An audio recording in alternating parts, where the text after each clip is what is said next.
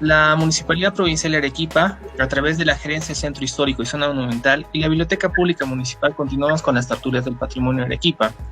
En un contexto de pandemia y continuando con la difusión del patrimonio y el conocimiento de nuestra historia. Nuestra invitada el día de hoy va a ser la historiadora Inés Jiménez Portugal. Ella es licenciada en Historia con un amplio conocimiento de la ciencia social y humanística, con más de 8 años de experiencias en el sector privado en el diseño de estrategias de comunicación con resultados óptimos y generación de valor en la empresa. De ella vamos a tratar un tema especial que ha sido su disertación sobre tesis. El tema que nos va a tocar es el del cielo y el de la tierra, las mandas testamentarias de Arequipa de 1750 a 1850. El aspecto del valor histórico que tiene estas y relacionado al patrimonio documental que guarda el Archivo Regional de Arequipa, entre otros repositorios importantes que están en Arequipa y relacionados a Arequipa. Doctor Mario Rommel, lo dejo en la conducción desde este momento con nuestra invitada del día de hoy. Adelante.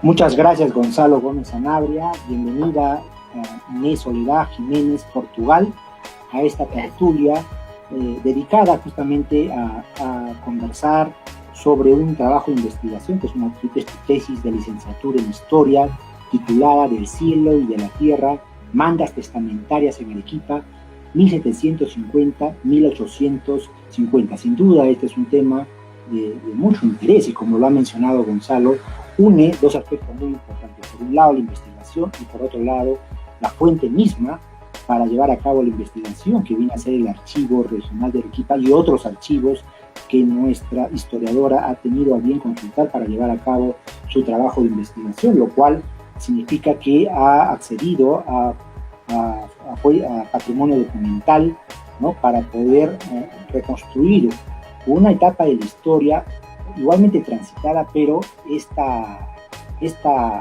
variante dedicada justamente al testamento como protagonista de su investigación y a la muerte también, que es la etapa final de la vida y en la cual la persona se ve en la necesidad, en muchos casos, en otros no, de disponer como acto de última voluntad sus disposiciones testamentarias, lo que se llamaban las mandas o legados, que disponía justamente el testador o causante. Y eso va a ser materia de tertulia el día de hoy. Gracias, Inés. Y me gustaría comenzar preguntándote acerca justamente de las evidencias, ¿no?, que externas, tanto internas como externas, que arrojan los testamentos acerca de un escenario tanto terrenal y celestial. Hay una vinculación entre el testamento y la disposición testamentaria que une lo terrenal y lo celestial. Sí, bueno, gracias Mario Rommel y Gonzalo. ¿Por qué pusimos este título inicialmente? Porque dentro del testamento tenemos dos partes muy marcadas, que son las disposiciones patrimoniales y las disposiciones religiosas. No las tipifico como espirituales porque la religiosidad es muy distinta a la espiritualidad, cosa que no podemos ver en un testamento. Dentro de lo patrimonial están lo que hereda, las propiedades, quiénes van a ser sus albaceas, si tiene deudas o no. Y dentro de lo religioso, los testamentos ya tienen un formato establecido que lo conocen los escribanos. Entonces, las personas podían hacer muy pocos cambios con respecto a esto. Entonces, inicialmente estos testamentos para Arequipa o para el periodo que yo estoy estudiando, que es parte del siglo XVIII y XIX, simplemente se hace una pequeña invocación que inicia como sepan todos cuánto qué, ¿no? Yo, el nombre del testador, la filiación, hija de o hija no reconocida, hija ilegítima, soltero, el estado civil, y luego posteriormente se indica yo creo en la Santísima Trinidad y por tanto me gustaría ser enterrado o me gustaría ser sepultado en el cementerio que indican. Luego pasan a cuántas misas, si es que quieren que se realicen, pero en más de un 90% hemos encontrado que sí en los testamentos. quieren que se realicen misas, en qué iglesia, cuántas de ellas, de cuántos pesos, si es que quieren ser rezadas, solamente cantadas, si quieren cirios. Entonces hay algunos de nuestros testadores que sí son muy específicos en eso, y otros simplemente indican que son pobres de solemnidad y que sus albaceas dispongan.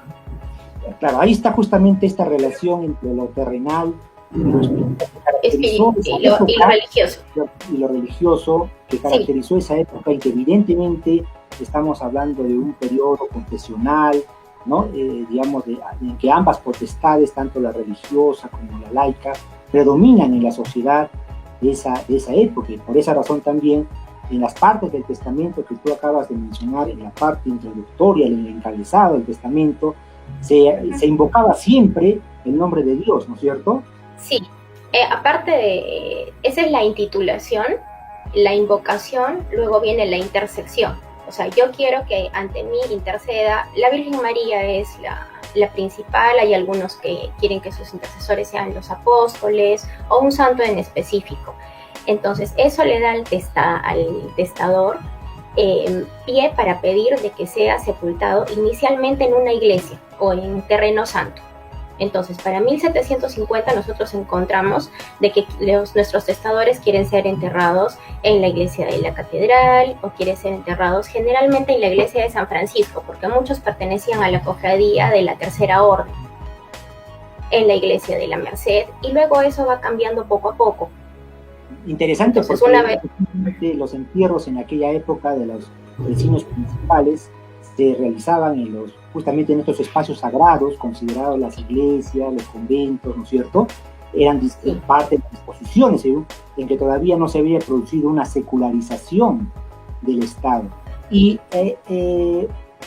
también tú hablas del testamento como testigo directo, ¿no? De esas preocupaciones materiales y de las de inquietudes del alma, ¿no? Tanto las preocupaciones materiales y las inquietudes del alma referidas al testamento, en lo que podría también considerarse, como lo señala Philippe Ariès, historiador francés que tú citas en tu tesis, como una especie de muerte domesticada, ¿no es cierto? Es decir, cuando ya el testador, pues antes de su muerte, dispone con anterioridad lo que se va a ejecutar después de su muerte. Sí, bueno, lo que indica Ariès es, bueno, él estudia más de 4 siglos en su trabajo, pero él nota algo, de que inicialmente los testamentos son muy específicos con lo que se va a hacer posterior a la muerte del testador, a su propia muerte, ¿no? Y luego de una laicización, lo que ocurre es de que el testador empieza a confiar mucho más en su familia, entonces esas disposiciones ya no necesita realizarlas por escrito.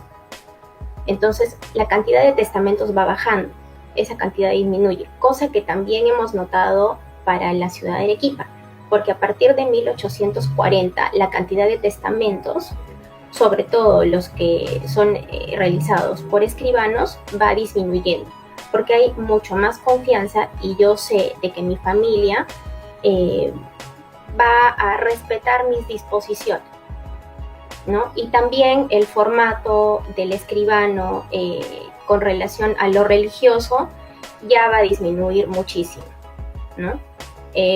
Pasado la independencia y pasado el año 45, Hipólito Unanue, que fue uno de los ministros de Ramón Castilla, es el que trata de dividir o trata de, por decirlo de alguna forma, descristianizar y de reglamentar un poco más los testamentos, y prohíbe de que se hagan este tipo de alusiones y disminuye muchísimo la cantidad, ¿no? de este formato claro, religioso que teníamos. Es interesante cómo habría que mencionar para los amigos que nos siguen en el programa, que el testamento se remonta, pues bueno, al derecho romano, por supuesto, ¿no? Ahí ya está con las 7 partidas. Las famosas 12 tablas, inclusive, ¿no? Del derecho romano, donde se habla del testamento como última disposición, incluso de la sucesión intestada, ¿no? Bueno, en este caso no hablamos de sucesión intestada, sino del testamento de la ejecución testamentaria a cargo de los albaceas, ¿no? Que son las personas que van a ejecutar la última voluntad del testador. Y tú, en tu investigación, igualmente destacas el hecho de que en este periodo de estudio, en ese tránsito del siglo XVIII al siglo XIX, hay modificaciones, hay cambios sustanciales, tanto de forma como de fondo, en la manera de otorgar los testamentos. ¿Cuáles son esos cambios? ¿Cuáles fueron esos cambios? Bueno, más o menos como indiqué anteriormente, uno, ya no se hace la invocación a la Santísima Trinidad, simplemente se describe el estado civil del testador, la filiación del testador, si tiene hijos, cuál es su patrimonio, si hay una valorización de su patrimonio, quiénes son sus albaceas, y básicamente termina en eso. Entonces, ya es un testamento mucho más corto, bastante directo, y deja casi por completo de lado la cuestión religiosa. Vamos a continuar conversando sobre el tema después de la pausa. Gracias.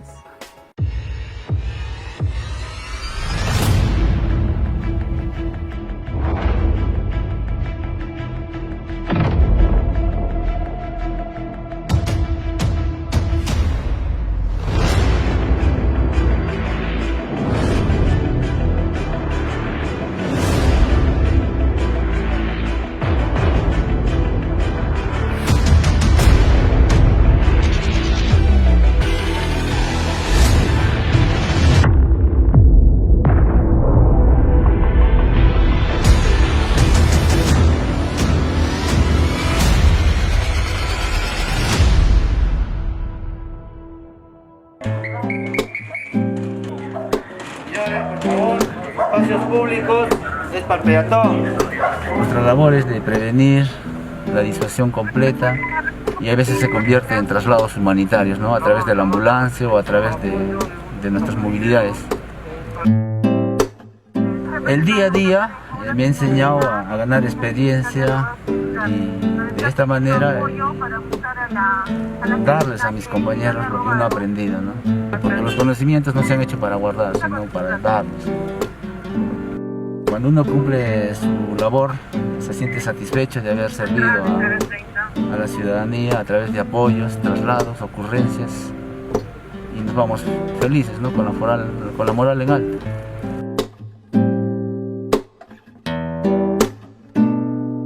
Bien amigos, continuamos con nuestras tertulias sobre patrimonio de Arequipa. En esta oportunidad nos acompaña la historiadora Inés Soledad Jiménez Portugal, con quien venimos conversando sobre el tema del cielo y de la tierra, mandas testamentarias en Arequipa 1750-1850, y en el primer bloque ya habíamos adelantado algo de su investigación y nos venía diciendo que hay cambios pues, de forma y fondo en los testamentos otorgados entre el tránsito del siglo XVIII al siglo XIX, y habíamos puntualizado también que este es un periodo en donde predominan dos poderes, el poder político y el poder religioso. Ciertamente ambas potestades juegan un rol muy importante en las mentalidades de la gente, de las personas en aquella época. Y nuestra invitada nos describía las características del testamento, y que los testamentos justamente en esta transición van reduciendo en su formato, ¿no? Ya no tiene estas introducciones que estaba invocada en el nombre de Dios, o que hacían protesta de mucha religiosidad y catolicismo, que era parte justamente de la cosmovisión de aquella época. Y me gustaría que nos puedas comentar, a modo de paréntesis, Inés, estos testamentos que tú has revisado, tú has leído panorrámicamente en el archivo regional de Arequipa y en otros archivos, ¿cuál es su estado de conservación de esos testamentos? Y en segundo lugar, si en aquella época, que es materia en este periodo de estudio tuyo, ¿quiénes otorgaban los testamentos? Todas las personas podrían otorgar testamentos. Recordemos que nuestra sociedad era jerarquizada, ¿no? Y eso también le atribuía determinados derechos y privilegios a las personas que pertenecían jerárquicamente a determinado sector social. Bueno, los protocolos notariales son los que contienen los testamentos.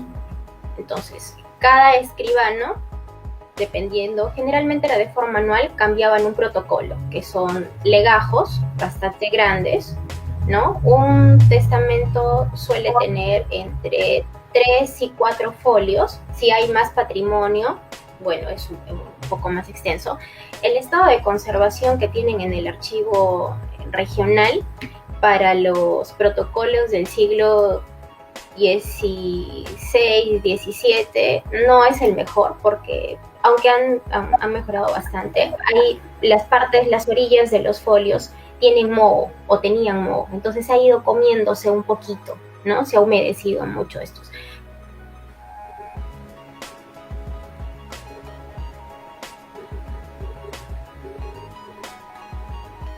Pero los que yo he revisado, que es el siglo XVIII, el siglo costumbre de repente o se olvidan de llevar guantes, entonces la humedad y el sudor de la mano hace de que también se quede marcado, entonces eso también como que va comiendo un poquito las orillas, ¿no? Con relación al estado de conservación. Y las memorias testamentarias las encontré en el Archivo Arzobispal de Arequipa, que sí están en mucha mejor conservación. Esa es una pregunta que te quiero hacer y que tú remarcas también en la investigación. Haces una diferencia entre el testamento y la memoria testamentaria. ¿Cuál es la diferencia entre el testamento y memoria testamentaria y dónde se puede encontrar justamente estas fuentes? Ya, el testamento es el que redacta o se le entrega al escribano y necesita de un número específico de testigos. Generalmente van de 3 a 5 testigos. De esos 5 testigos, 3 tienen que saber escribir. El testador no necesariamente tiene que ser alfabeto, que es bueno la parte de la pregunta anterior. Y las memorias testamentarias las encontramos en el Archivo Arzobispal de Arequipa. Ellos no han pasado por un escribano, simplemente es una hoja redactada que tiene el mismo formato, pero sí requiere de más testigos. Debo de tener de 5 a 8 testigos para que sea válido. Entonces, al momento de fallecer el testador, yo puedo llevarlo recién a un escribano y hacer valer mi memoria testamentaria. Ahora, muchas personas... Sí, es como si fuera un testamento hológrafo, ¿no? Hoy en día me parece el testamento que es escrito, redactado por el testador, se le llama testamento hológrafo, y el otro es el testamento protocolizado, ¿no es cierto? Ante notario, claro, en aquella el escribano. Se decía, en ese momento era el testamento abierto, ¿no? En el que está el escribano, están mis testigos y todos están escuchando mis disposiciones. También tenemos el testamento cerrado, que es el que lo escribe el propio testador, siempre con testigos, y que se entrega de forma cerrada y lacrada al escribano. Y se abre y se da lectura después de que fallece. Del testamento cerrado solamente he encontrado uno, que es de Juan Domingo Goyeneche, del papá de nuestro obispo, ¿no? De Sebastián Goyeneche y Barreda. Es el único cerrado. Después todos eran testamentos abiertos. Ahora, ¿quiénes testaron? Según la investigación que he realizado, tenemos un testador de clase media de un nivel socioeconómico medio alto, y las memorias testamentarias sí es para un estrato medio bajo y pobre. Justamente porque no habían los medios para pagar el escribano, pero que contiene lo mismo y tiene el mismo formato.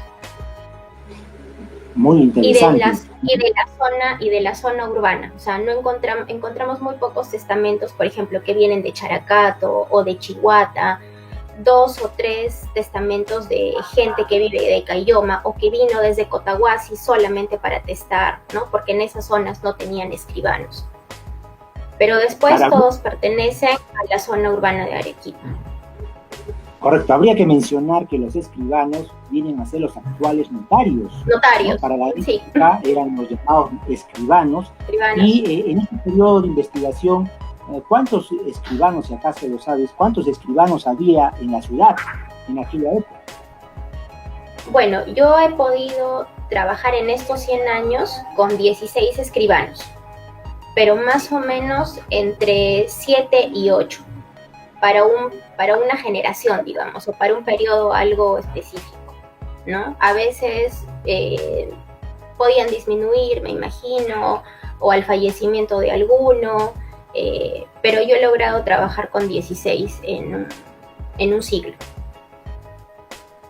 Correcto. Siendo el testamento digamos, el actor principal de esta investigación, donde tú destacas también la utilidad, la narrativa del testamento, cómo era escrito, cómo era redactado, nos has explicado de que había pues unas fórmulas, ¿no es cierto? Como a la fecha, ¿no? Hay unas fórmulas que son ya de estilo y que el notario y el escribano antes tenía que colocar en el testamento, pero también el testador podía en algún momento, ya como se hablara en primera voz, expresar, ¿no?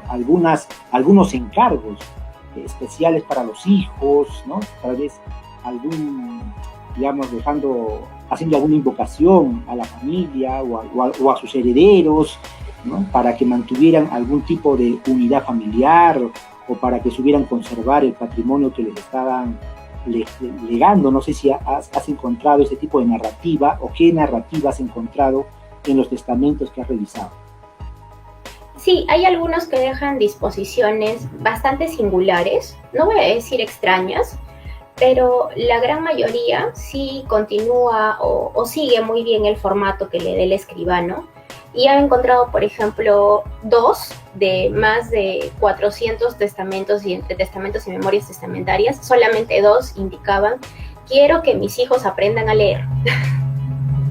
Entonces eso lo dejaba como disposición, pero de una gran cantidad solamente 2. Había muy pocos testadores, menos de un 5%, que han heredado libros. La mayoría heredaba ropa, dependiendo del trabajo del testador, te heredaba el oficio o parte de su oficio. Por ejemplo, si era un herrero, habían algunos de que heredaban, no recuerdo exactamente el nombre, pero los herreros tienen como una especie de soplete, no soplete, sino algo para echar viento, para enfriar el hierro. No recuerdo el nombre exactamente, dejaban eso, dejaban yunques, algunos dejaban palas, si es que teníamos agricultores, heredo mis palas o se las dejo a mi hijo mayor, y los que tenían ganado dejaban, bueno, pues mulas, dejaban vacas, cosas, ¿no? Había uno que me llamó la atención, que decía de que contaba con 40 mulas, pero que Pumacahua se había llevado 12. Entonces, que sus hijos, por favor, lo entiendan, pero que eso ya no dependía de ellos. Eso fue para 1815, ¿no? Tenía que ver mucho con el oficio que con el oficio, el testador o la testadora. ¿No? El oficio, también un poco la capacidad económica. Y luego, o sea, ¿cuántos testamentos has tenido la oportunidad de revisar? Y habiendo ya entrando el tema de la estadística propiamente, la tabulación que tú has llevado a cabo, y esto también arroja, me imagino, algunos datos interesantes, como saber cuál era el tamaño de la propiedad, ¿no? En Arequipa en aquella época, ¿no? Si es que había personas que ostentaban mucha propiedad, muchos bienes muebles o muchos bienes inmuebles en la ciudad. Bueno, hay una población de nivel socioeconómico alto que sí ha testado, pero lo singular es de que ellos piden que no se haga valorización de sus bienes. Entonces, sí dicen, tengo una hacienda en el Valle de Majes o en el Valle de Vítor, me quedan 500 o 300 botijas de vino, o soy productor de aguardiente, soy comerciante de plata. Por ejemplo, había algunos comerciantes que tenían productos vitivinícolas.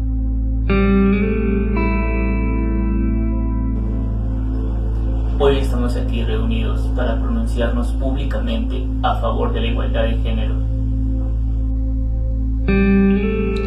y contra la violencia que muchos hombres ejercen sobre las mujeres.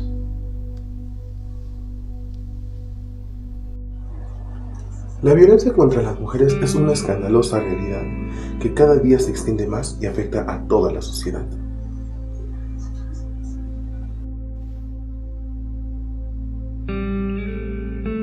Es la evidencia diaria de nuestras contradicciones, la exigencia inmediata para poder reflexionar sobre los problemas en su origen.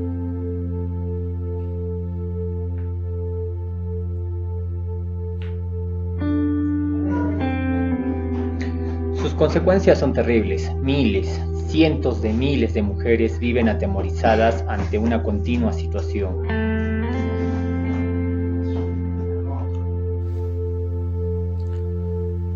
De terror físico y psicológico en sus hogares y entornos más cercanos.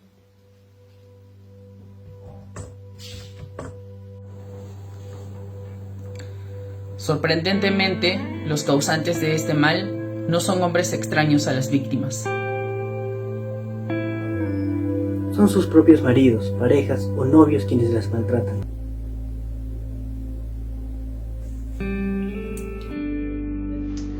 Los agresores, en su mayoría, no son hombres diferentes, especiales o enfermos. Son hombres que basan su seguridad personal en valores que representan el estereotipo tradicional masculino.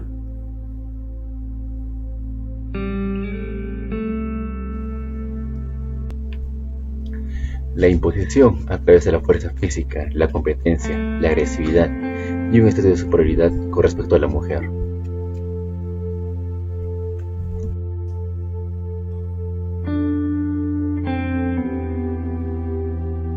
Son hombres que no están siendo capaces de reconvertirse hacia un tipo de relaciones igualitarias, basadas en el respeto mutuo.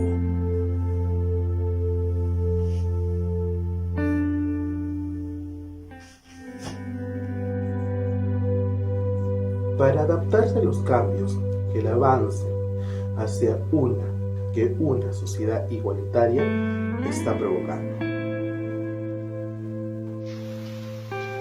Es el claro síntoma de que algo no funciona bien.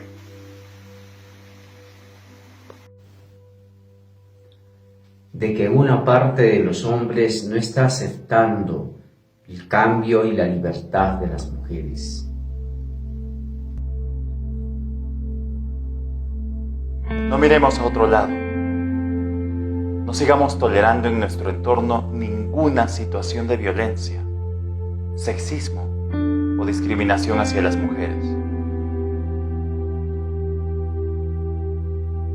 Es nuestra responsabilidad actuar allí donde se dé o se prepare para el horror. Tenemos que hacerlo por ellas y por nosotros. Denunciemos aquellos casos que conocemos y apoyemos sin ninguna duda a las víctimas, pues necesitarán de toda nuestra solidaridad.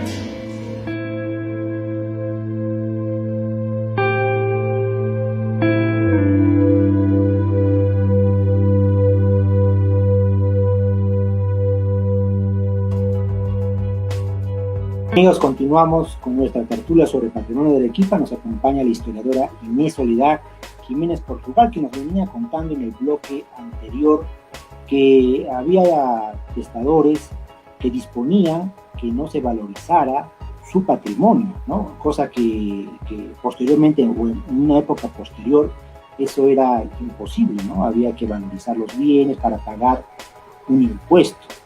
¿Por qué razón crees tú, Inés, que estos testadores, ¿no?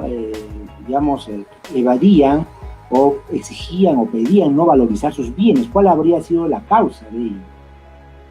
Bueno, hemos encontrado en algunos de estos estamentos que son bastante firmes con relación a decir de que no quieren realizar una valorización, y algunos de ellos es porque en el testamento hacen referencia a hijos extramatrimoniales.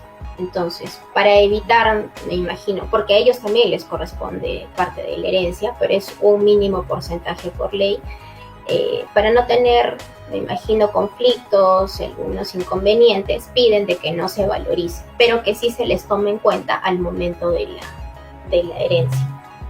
¿no? Después sacerdotes que sí son bastante estrictos, indicando hasta en lo reiteran 2, 3 oportunidades, que piden por favor no valorizar sus bienes, o algunos de que sí lo solicitan, excepto tal cosa, o sea, valorizaciones de chacras o de pequeñas haciendas, que esas no, pero sí pueden valorizar, por ejemplo, efectos personales, como era la ropa. Algunos dejan algunos enseres de plata entre joyas, lavaderos o lavatorios de plata, ¿no? Candelabros, ese tipo de... Inés, tú también mencionas que los testamentos muestran las relaciones sociales del testador, sus fuentes de riqueza, el patrimonio que maneja la persona, el testador, ¿no?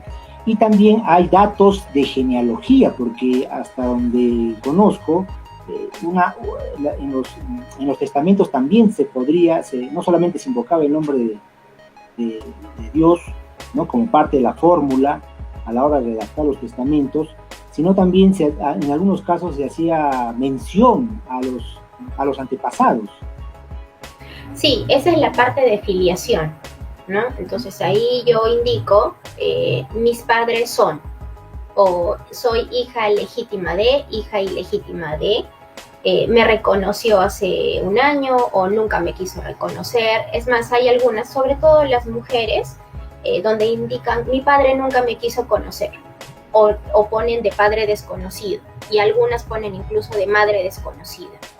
Una monja del convento de Santa Rosa que indicó de madre desconocida, y mi padre no sé quién fue, cosas así.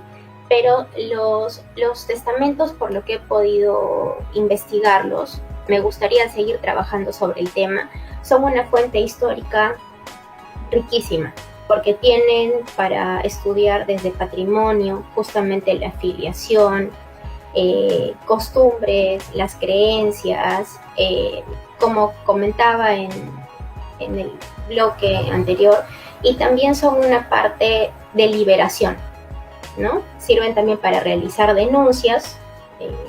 Como lo comentaba, una testadora decía de que sus hermanos, albaceas de sus padres, no querían vender una chacra que tenían en Tingo y darle lo que le correspondía. Entonces ella dejaba o legaba a su hija que continúe por favor con esa denuncia, y por solemnidad de testamento su hija tenía la facultad de poder continuar con ella y luchar de alguna forma para que sus tíos sí le den a ella lo que le correspondiera.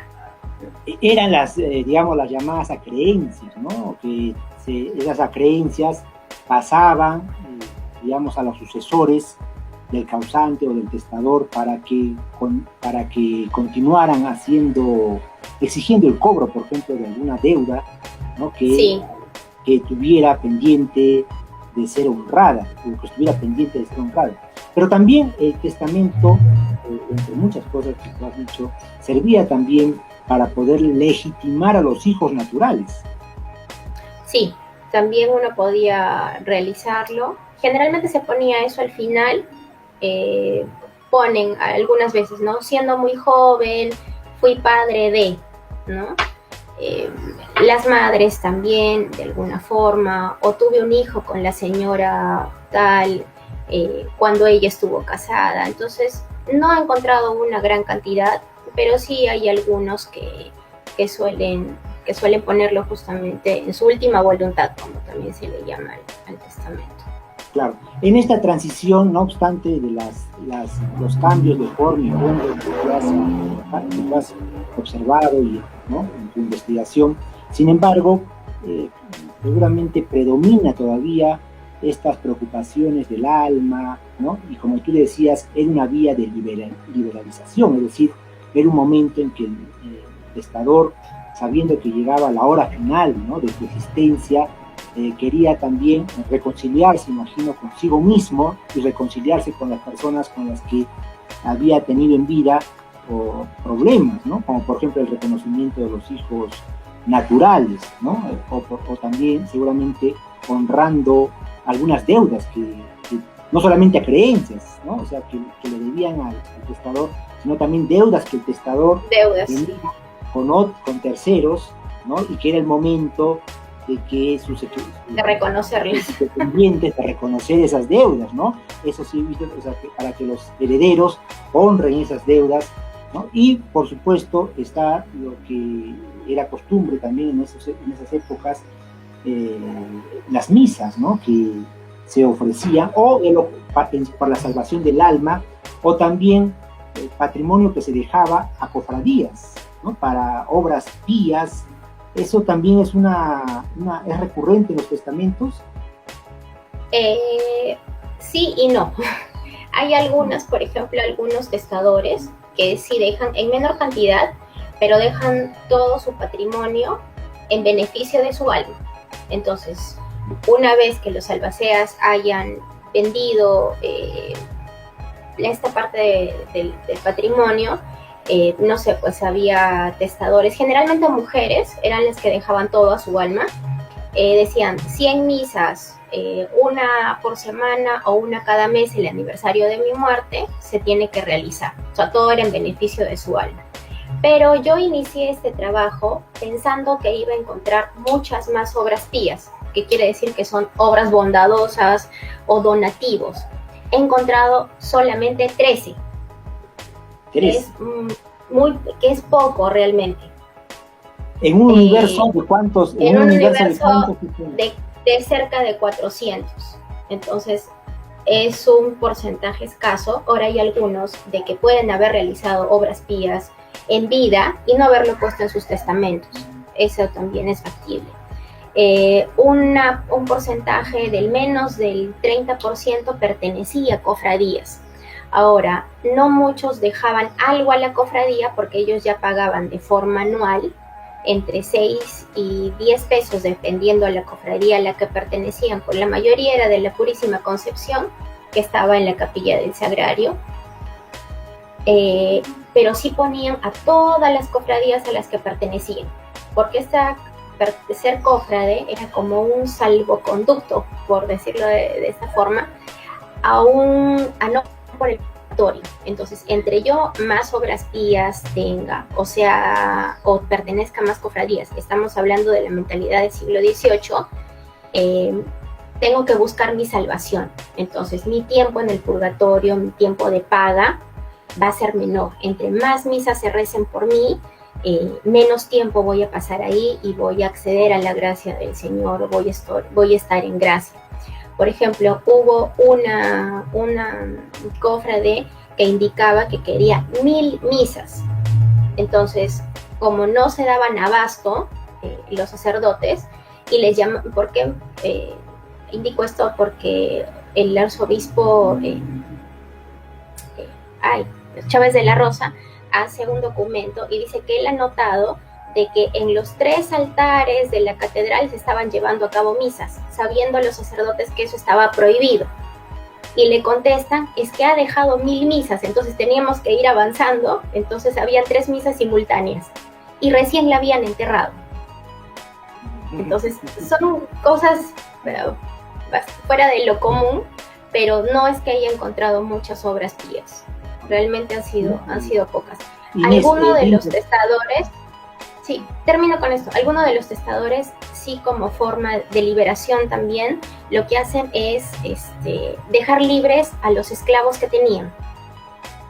Entonces, no dejan, a caridad no dejan nada, no dejan pesos, no dejan bienes, no, pero dicen, dejo libre a la zamba que estuvo a mi servicio, o dejo libre a los hijos de mis esclavos, eso sí lo hacen. Claro, lo que tú has mencionado justamente es una forma de manutención de los esclavos vía testamentaria, que da el derecho romano, ¿no?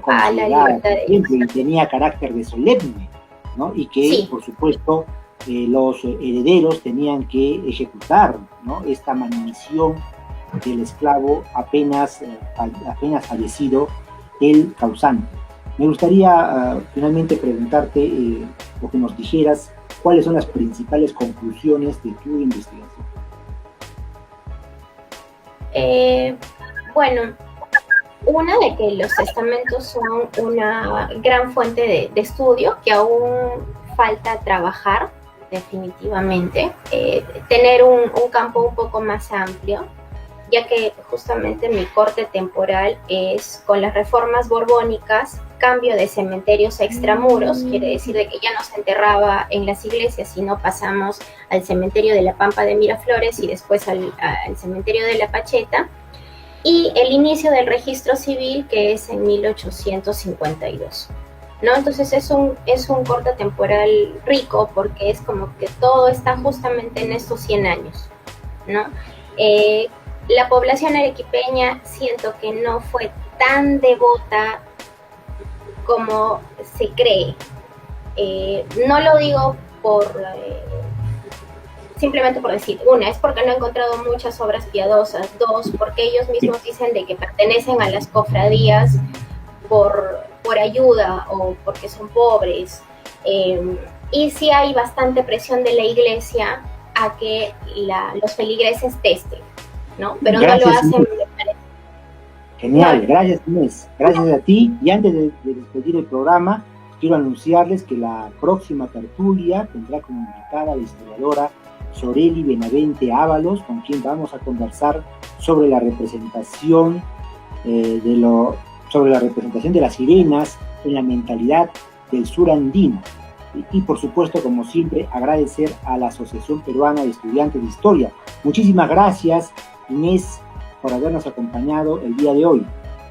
Gracias a ti, Mario Romero y a Gonzalo. Y a ustedes, amigos, será hasta la próxima semana.